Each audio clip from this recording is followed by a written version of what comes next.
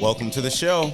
All right. Ain't Gonna Hurt Nobody podcast, episode 24. 24/7. Kiefer Sutherland. Oh, okay. All right. What was that show? 24. Oh, 24. Okay. Blah, duh. Yeah, because of Dennis Haysbert, we all knew a black president was possible. Wow. Yes. Because of him. So things that really matter. Yeah. You're in good hands. So what's our show about today? I'm glad you asked. So today's show is a special one. Today we're going to title the show, We're Not Working Forever.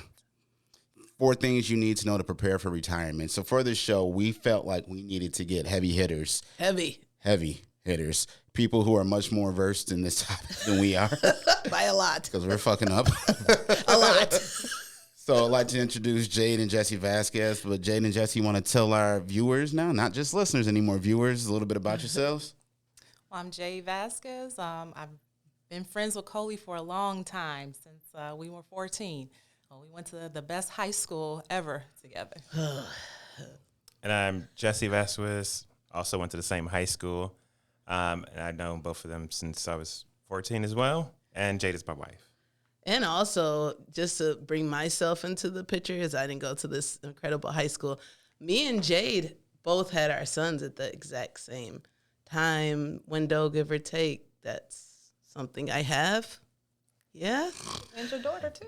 Yeah. Oh, yeah, my daughter, too. See, something. Yeah, give me when something. one of y'all gets pregnant, the other one does. So I think I don't have that problem anymore. So, yes, I mean, today's show is so important. We needed to remove the table. So I'm letting my stomach hang out and everything. That's how important this episode is. So, how we got here is, during the pandemic, I think a lot of us were kind of forced to reevaluate just our financial health, right? Whether it's because of loss of job, you were entering a new field, you had new opportunity, or you just wanted to, you actually had time to look at your finances. There's a lot of just different ways. So, Joy and I, while we don't miss our bills, like everything is paid on time for the most part, right? We're doing fine, right? Financially, things get paid on time. We just didn't have a lot of things in place and didn't realize, I thought we were taking a huge step forward. And then, I just happened to give Jade a call to talk about buying a new home. And then we started talking about life insurance. We started talking about brokerage accounts and the S&P 500. And then I was like, holy shit, Jade, you guys do this. You guys know this. So we need to talk to our listeners about this.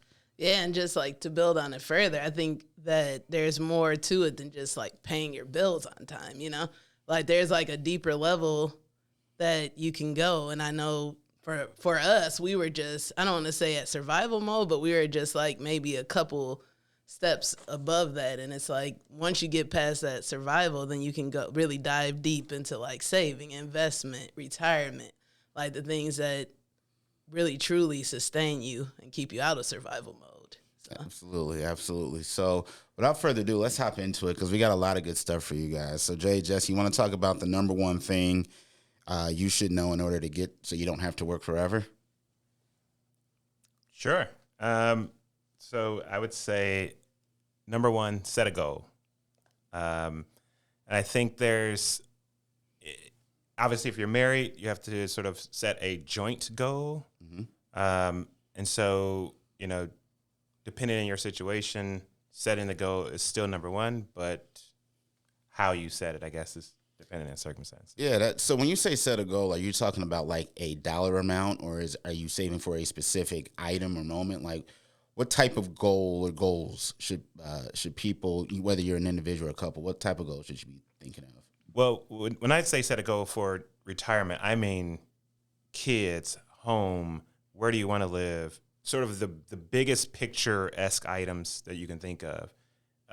No sort of details, just ideally, where do you want to live, stay, how many kids do you want to have, what schools do you want to go to or have them go to.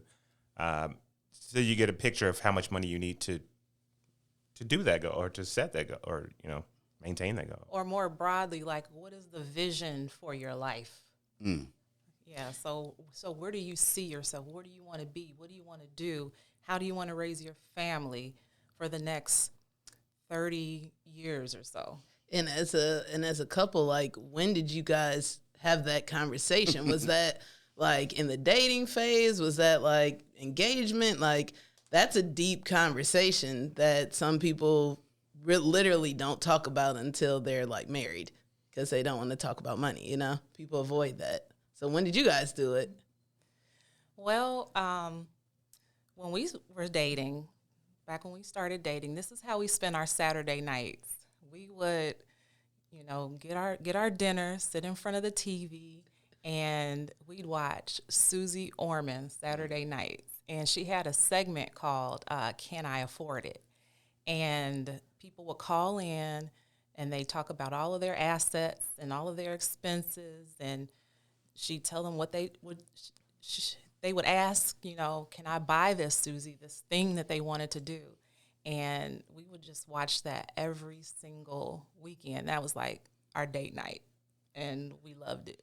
And I would add to that is that, so my background is in finance, and so money to me, you know, I do it for a living. But personal finance is different, right? It's not corporate finance, but it wasn't taboo for me. And so when we had those discussions, it wasn't a nervous situation or how do I approach it. It was just like, hey, let's go watch Susie Orman, talk about money. And then you guys just, first Jesse said Susie Orman. Well, really, Jesse said Susie, and then Jade said Orman, and then they had hearts in their eyes, and then they just we're meant for each other. Yep, a lot of fractured relationships. So what are you doing on Saturday? We're going to watch Susie Orman. Like, no. I'm like, what? No, and then they all found each other. Man, so guys, can you talk a little bit about, like, the goals that you guys have set, you know, as a married couple with 2 young children? Can you talk about the goals that I guess you set, you know, call it, you know, pre-children, now that you have children, or did you have goals set with the expectation that children would come, right? Like, can you talk about, like, you know. Or did the goals, like, shift once you had kids? Yeah. I would say no. They're pretty much kind of still where, you know, we started. And as Jesse, I'm like, at this age, we're going to have this. This age, we're going to do this. We're going to buy our first house. And when we have this house, we'll stay here until about our oldest child is ready to start school. Then we'll find, like, the house that we're going to raise our family in. Okay, so then we'll have the house in the neighborhood we'll raise our family in. And, you know, those are some of the earlier goals that we started setting. Yeah. And then what about the path to get to each goal, right? You talk about buying a house, you know, that means down payment, that means moving, that means a lot of things. Like, so how did you guys establish the path to buying each house? Like, I mean, how did you, like, set the dollar amounts that you would need to buy that house or to do, you know, send your kids to a certain school? How did you, like, actually set a numerical goal to reach? Right. So that's a bit more long story and complicated, but it ain't gonna hurt nobody. Yeah. We're here to listen. But short answer to that is our first house, we did a program which gave us it was like a grant for your down payment. We took a chance on an up-and-coming neighborhood. So we expected or anticipated some growth, or hoped at least. And so that bet led us to, it turned out, you know, a good bet, and it led us to be able to buy our second home, you know, using the proceeds from the first home. Mm-hmm. But yeah, it was initially, we weren't from money or didn't have a lot of money, but we researched and found a program, and that's how we came up with at least the first home. I'd also like to add another thing that we did that allowed us to have, like, a nice little pot of cash is that we didn't have a traditional wedding. Mm. We actually forgoed the wedding, and the 2 of us just went away, and we eloped and got married together, just the 2 of us, and we saved a lot of money by not doing that. Got you. Yeah, that's a big choice. That's like, yeah. Okay. So to that end, so you guys, you know, call it, you know, your 20s. It sounds like you guys started coming together. Sounds like you guys were probably just doing stuff individually, and then you came together to make Voltron, and then you guys were able to put lighter fluid on it. So can you tell about, you know, when you talk about setting a goal, is it ever too late I mean, you guys started in your 20s. Is it too late for people if they're in their 30s, 40s, or even 50s? No, it's never too late. You just lost years, but it's never too late. Like you said, to be optimistic, be positive. That's 90% of saving. When you start getting down on yourself, forget about it. Mm-hmm. So stay optimistic, stay positive. It's just going to take you longer, or you have to adjust goals. Maybe, instead of 55, it's 65, or maybe it's 65, maybe it's 70, where you retire. But and then, like, too, when people say it's like vision, goal, but I think, like, with goals, sometimes a lot of people don't understand that you have to break those into, like, bite-sized pieces. Like, some people will have, like, a goal, and it literally involves them eating, like, the entire plate in one big bite. Like, and then that's why you kind of give up, because you really need to, like, break that big goal into, like, a bite-size, like, portion so that you can actually reach the larger goal. And I just think sometimes, especially with savings, sometimes somebody's, I'm gonna have 10 G's in the bank when I'm in like a year and a half. It's like, okay, so what would be the bite-sized goals? Like, I remember, like, Jade, she was, like, super organized. Like, she had, like, the meal prep, like, kits in the refrigerator. Like, those little things are, like, the bite-sized pieces that will save you from, like, getting lunch every day. You know what I mean? Like, those are the things you kind of have to think about as well. That's true.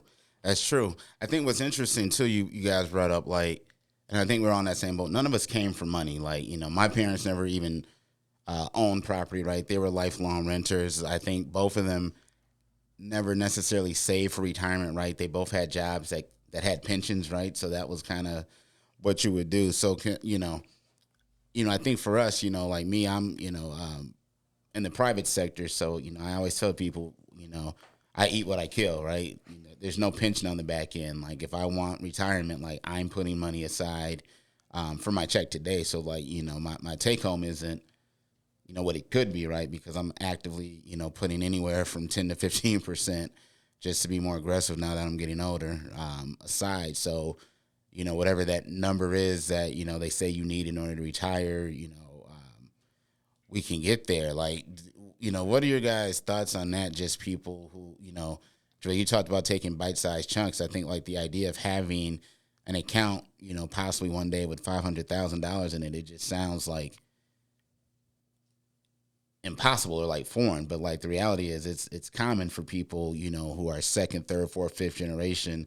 Well, some people have that handed to them. Yeah, at birth. Not at birth, or once they get a college degree, et cetera. Like, can you talk about, like, Jesse, you said it's not taboo to you since you're in the financial field, but what about the fact that we're a lot of us are, like, first generation, whether it's college and or, like, kind of with the white collar jobs where we're able to you have to do 401ks or whether it's traditional or Roth, et cetera.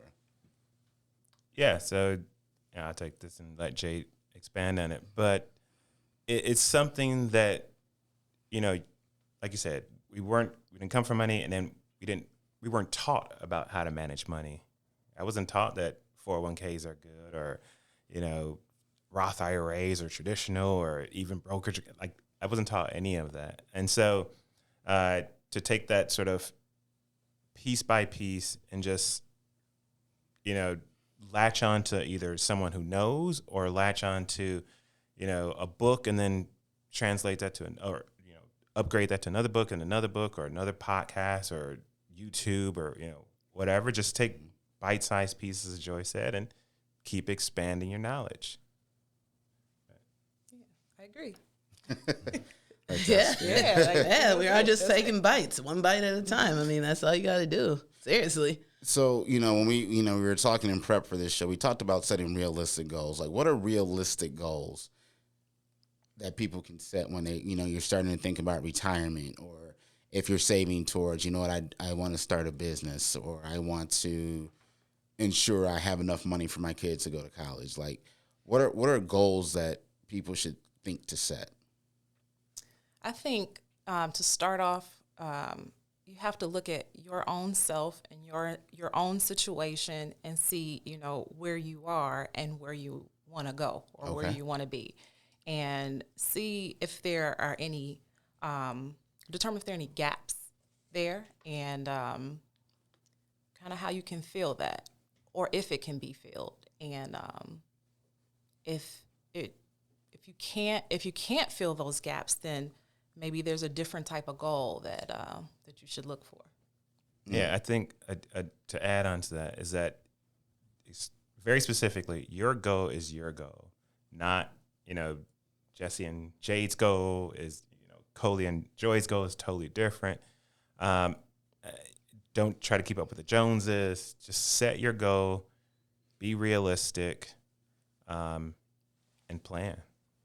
Yeah, and I think like with goals, it's always an acronym, like a SMART goal. Like a SMART goal is specific, measurable, attainable, realistic, and measured by time. So if your goal cannot like fit that, it's probably like not a good goal. Like if you're like, I'm gonna be a millionaire, that's my goal. It's like, okay, like it has to be like, oh, those, is it 5? It is. It has to be those 5 things. And then that actually helps you get a blueprint for your goal, really.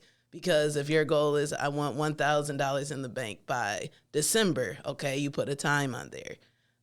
It's realistic based on how much you make. It's measurable because like if it's April now, that means I have to put this much aside each month to get there. Like that's like a goal. Like that's how you kind of like set that.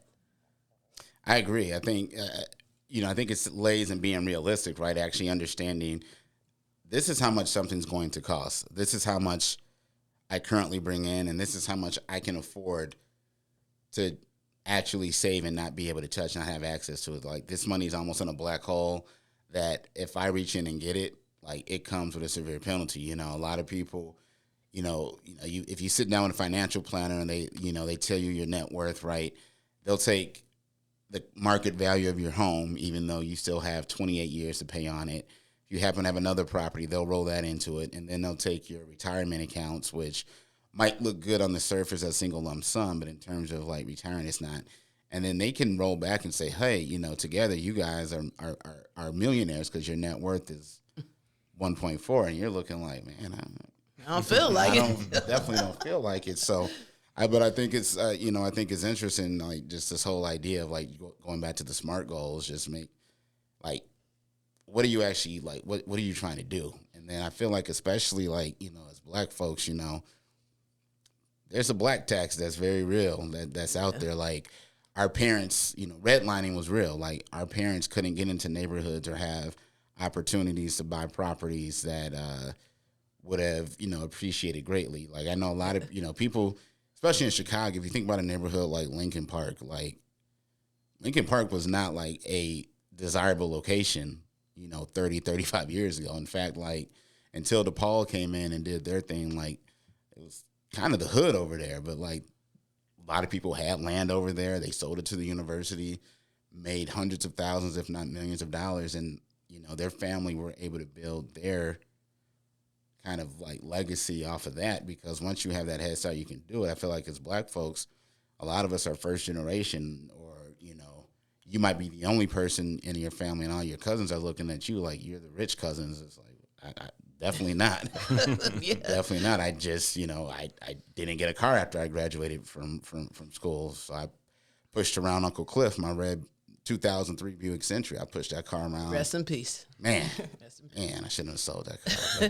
I got 8 years out of that bad boy. But I had goals. Like, Joy and I, we did not forgo an I'm not going to say expensive, but we did the wedding experience, right? But, that came at the expense of, like, there was no car notes. Like, we didn't have car notes, well, we had one because somebody rammed into the back of Joy's, unfortunately, and our car was paid off, and that messed us up. But I mean, too, there was other, like, sacrifices. Like, I didn't get a wedding band. Like, we held off on my wedding band. Or, like, there was other, like, sacrifices. We didn't go on a honeymoon, like, right from the wedding, like some people might do. Like, we pushed that off a little while, too. So it's like, and the honeymoon we did do, it wasn't, like, to Fuji, or is it Fiji? It Or, was Aruba. you know, I thought it was. I know, but I'm saying the honeymoon. point is that initially, like the year we got married, we went to Niagara Falls. That was like our getaway. We didn't go to like, Which was nice. it was nice. I'm not saying it wasn't nice. I'm just saying we like,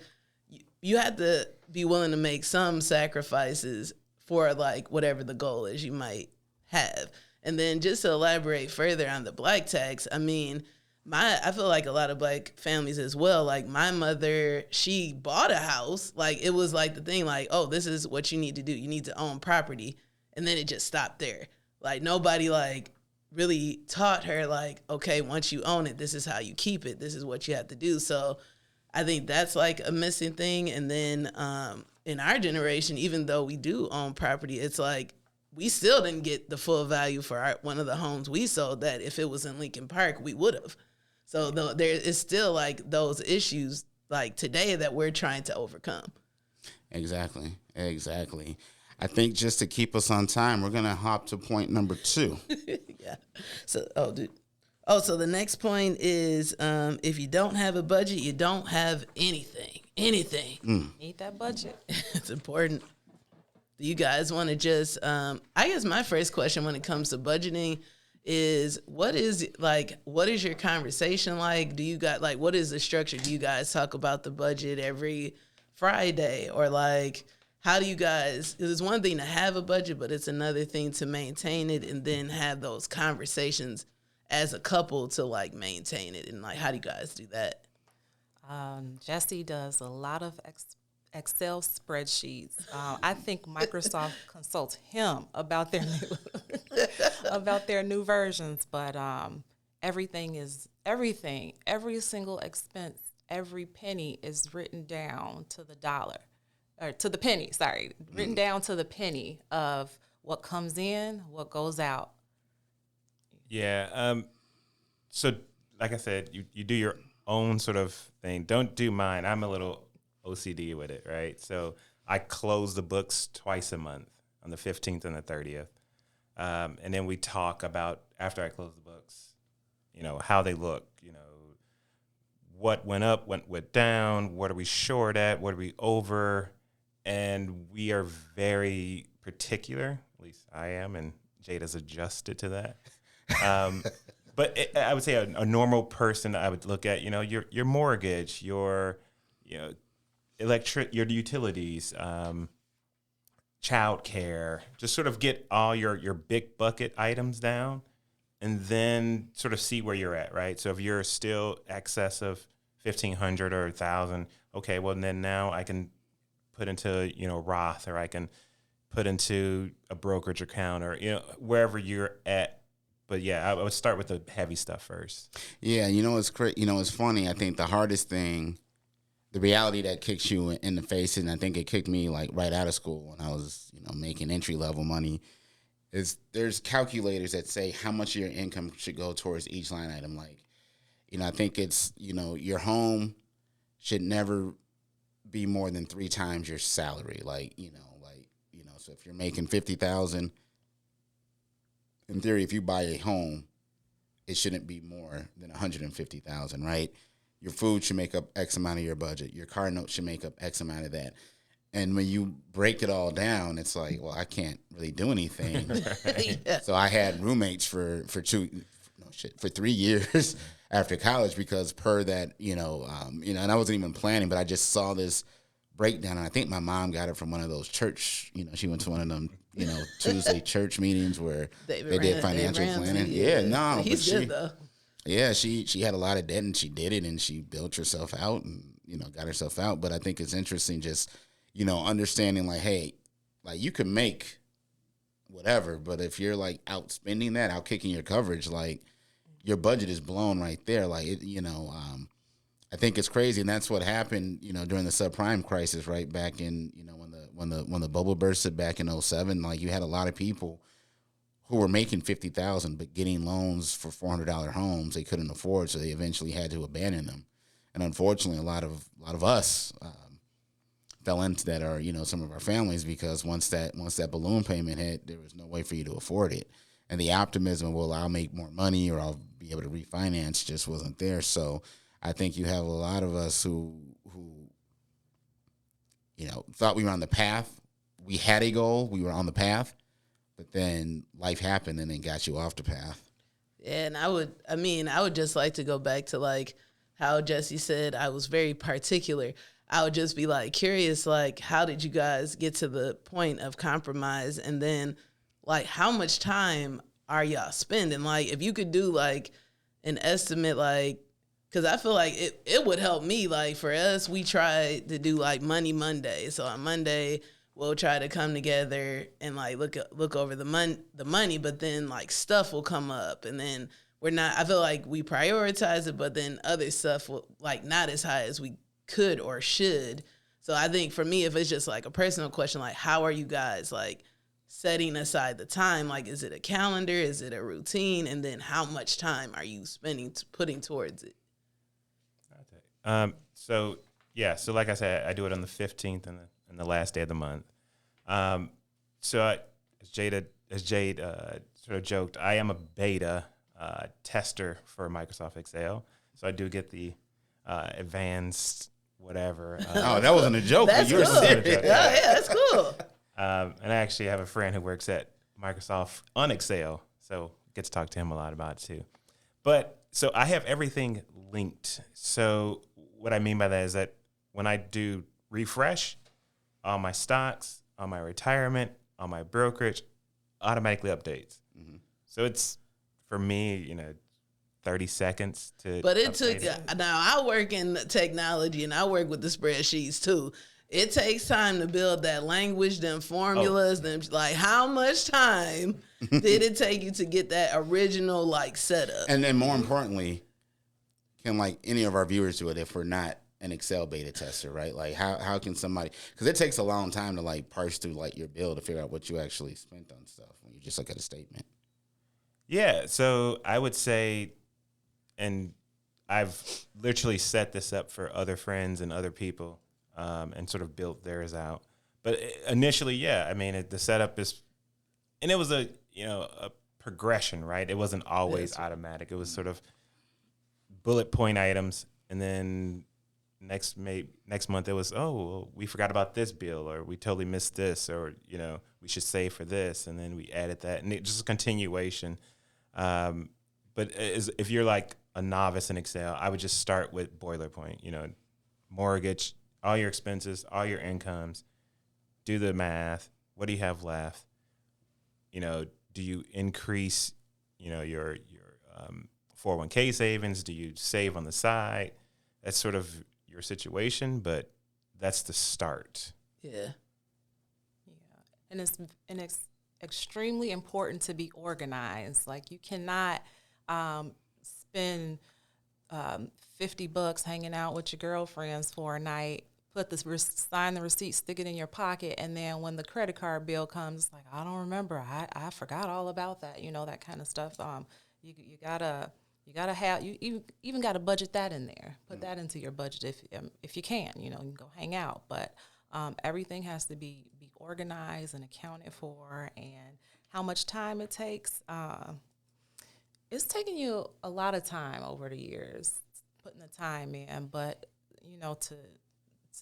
to remain organized, you got to put the time in. It's not something that you can just, fly by the seat of your pants and think everything is still going to be okay, and you're still going to, hit all of your hit all of your numbers like at or below. That's always, that brings me great satisfaction to see that I've come in below the grocery budget for the month or something like that. So you got to put time into it. If it's every 15th and 30th, or maybe you need to look at it every week, every Sunday. You're tallying everything up. You're looking through your bank statements, and you're just figuring out. And it also holds you accountable, or you and your spouse accountable when you go over it together, and you remain organized, and you just stay on task too with your budget. And You got it. Oh no, I just appreciate you guys so much. I know I'm like, how much time? Damn it, Jesse, tell me. But no, I mean minutes. but I mean, I just think it's like so important, and I really like.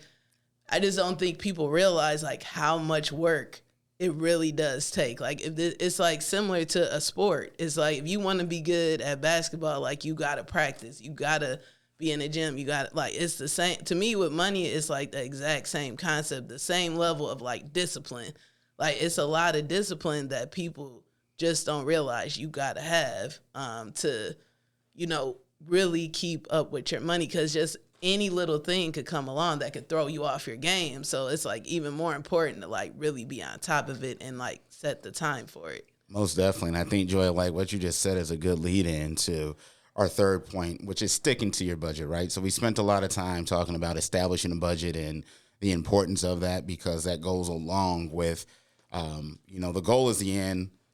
Your budget is a means of getting to that end, right? But like sticking to that budget, right? That's a journey in and of itself, right?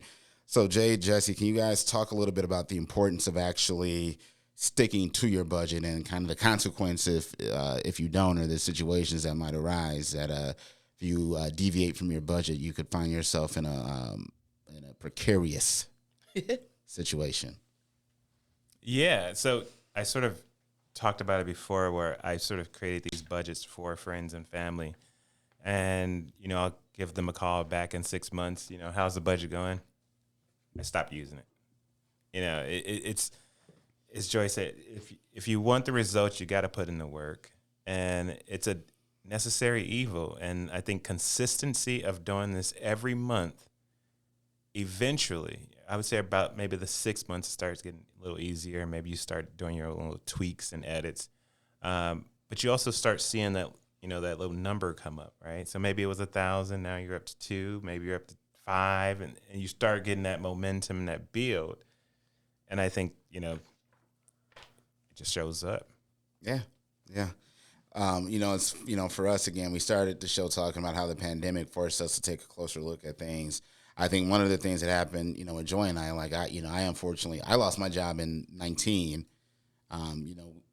We do live beneath our means, so that gave us a little bit of runway. So, we didn't have to pull our kids out of daycare or sell anything. We didn't have to do any of that. We were fine, in fact. But I think, while we're not the best at future planning, I think our present planning is somewhat okay, because like the loss of income is one of those things that, if you don't stick to your budget, when you don't have money coming in, like, what are you going to do?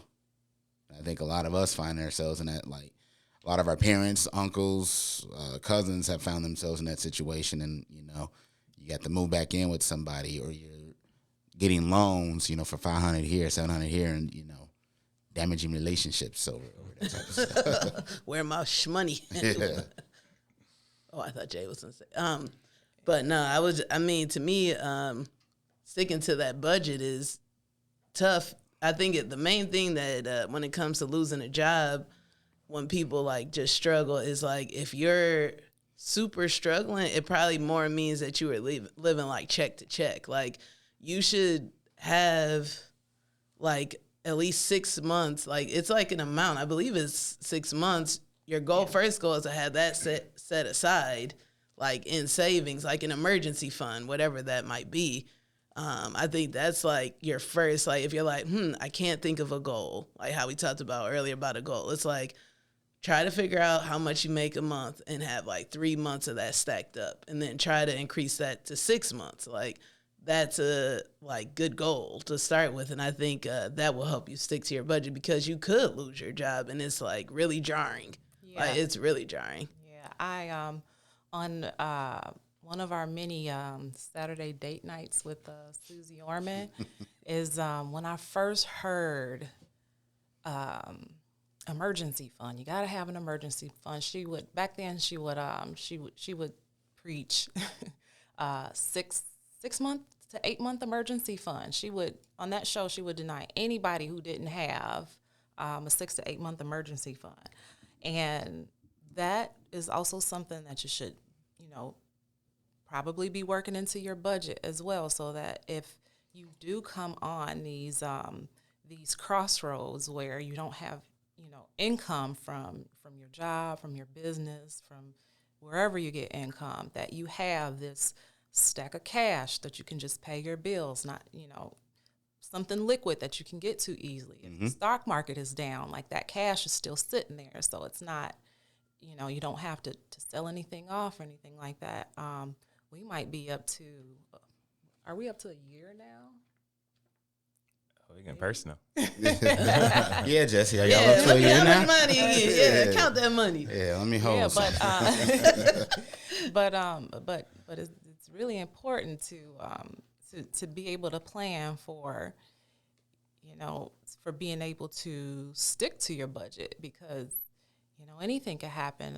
And for a lot of people, I think what hurts a lot is just a loss of status.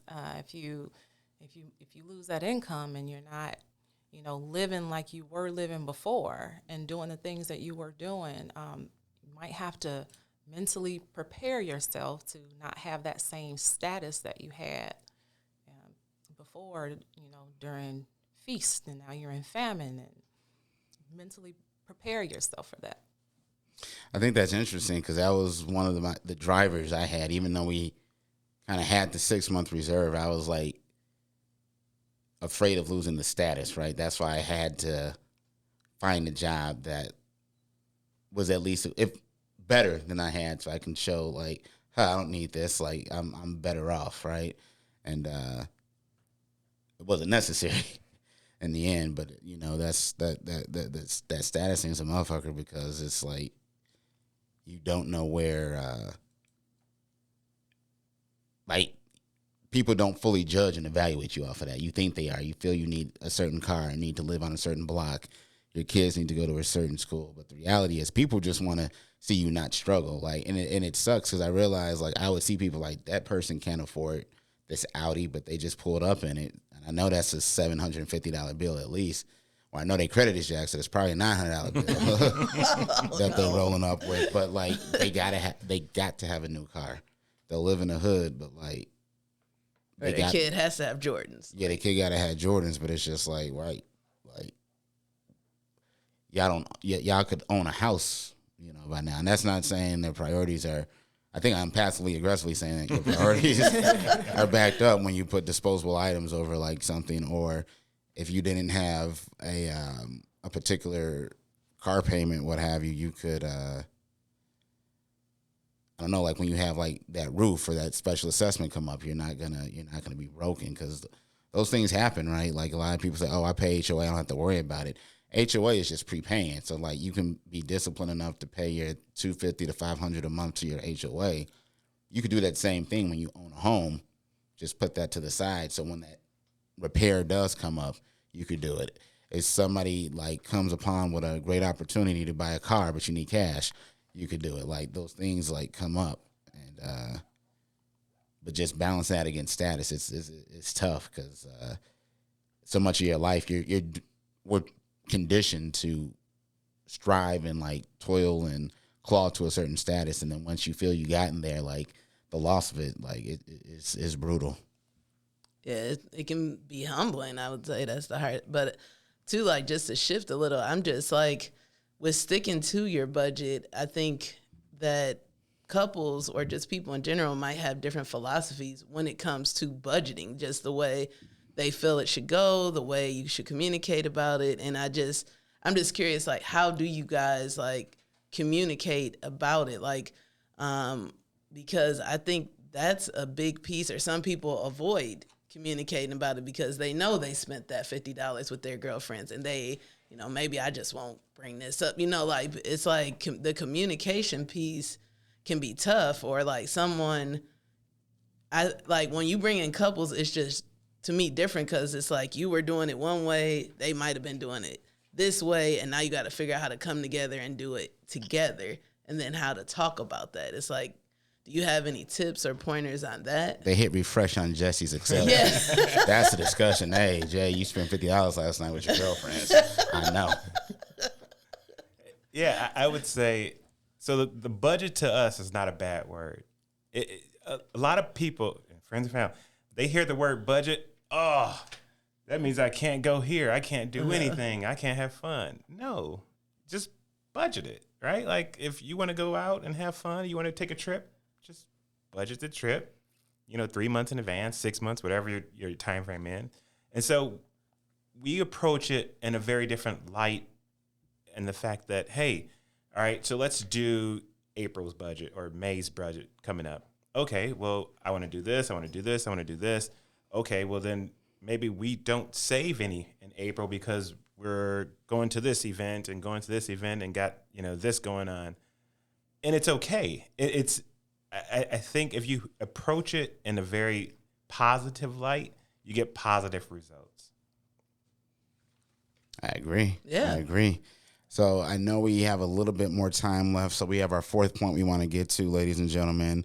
And the fourth thing you need to understand when you establish you don't want to work forever is you need to recognize bad advice. Today, we're giving great advice. We're giving jewels. Yeah, do and the by research. we, it's Jesse and Jade. Yeah, Joy and I are taking credit. We are taking notes ourselves. We're taking credit, but we're definitely taking notes, and we'll continue to take notes. So, Jay, Jesse, you want to talk a little bit about like the type of bad advice people can receive? Yeah, sure. So I would say just be leery of people trying to sell you something to make money off of you. A lot of times you can get, you can meet someone and they have this great product that, that may be very good for you and help you get to where you want to go in retirement. But I would say be sure to see like how much money will they get and how much will this really benefit you, and if they are a fiduciary. And A who? I'm kidding. Say what? a fiduciary. Yeah, what's that?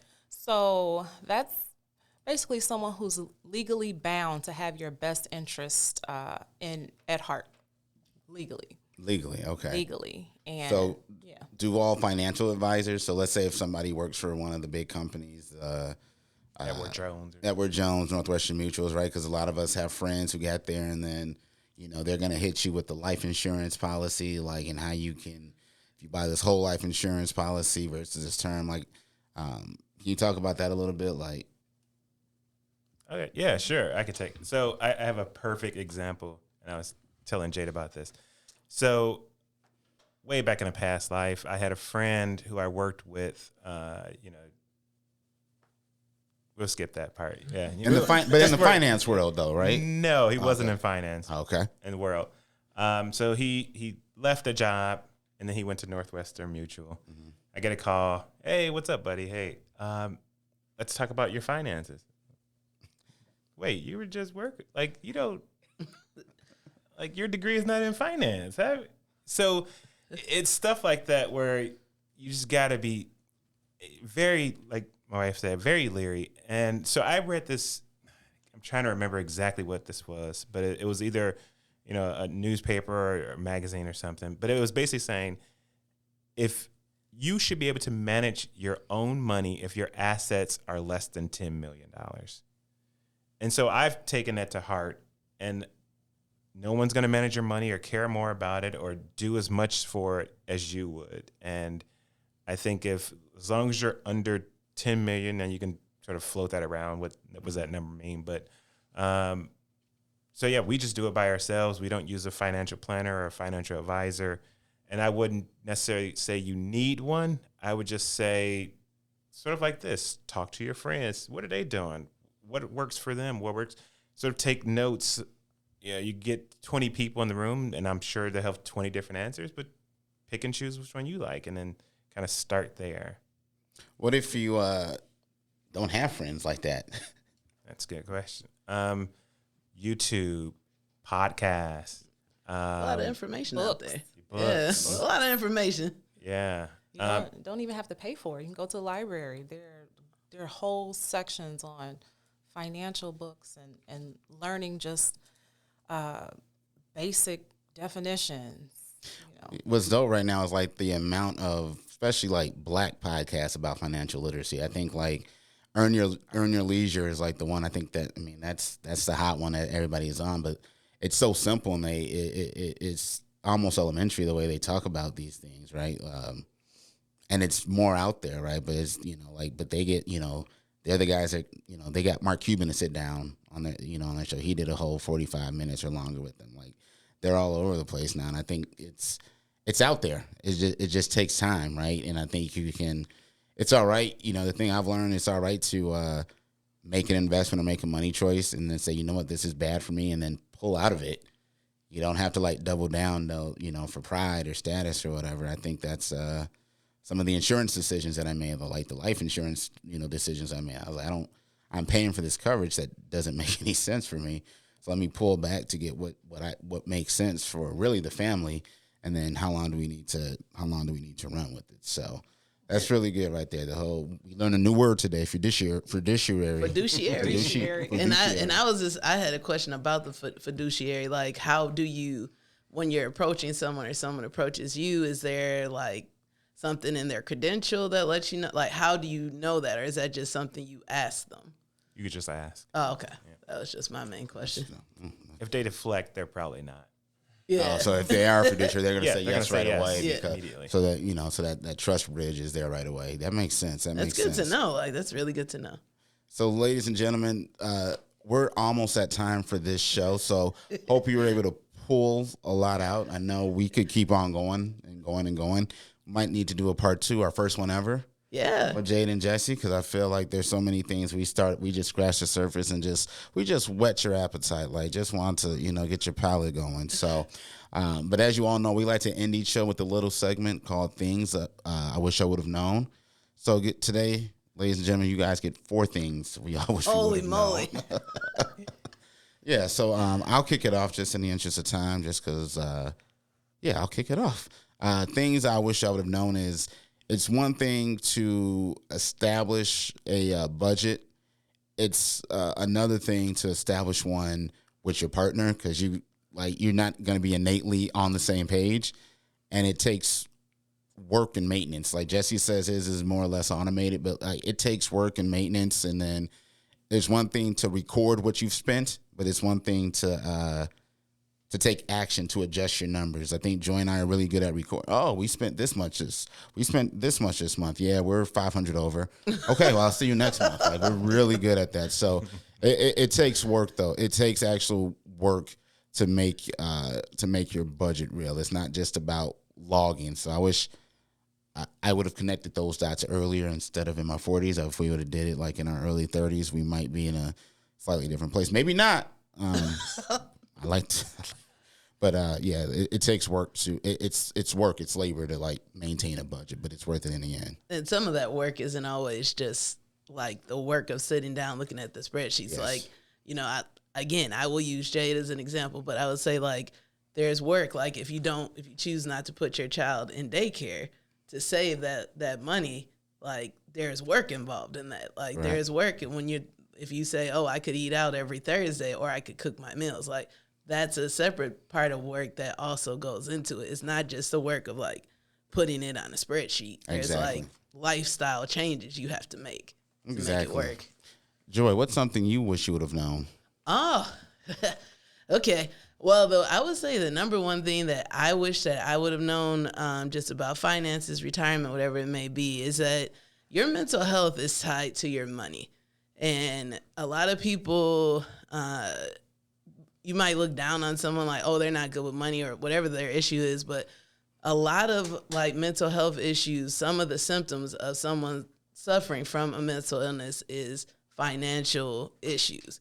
Like depression is one, bipolar disorder is one. So something that I wish I would have known is just like, okay, why am I in the survivalist mode? Like, why am I not tracking my money? And instead of like beating myself up, like I'm really bad at money, it's like maybe check on your mental health.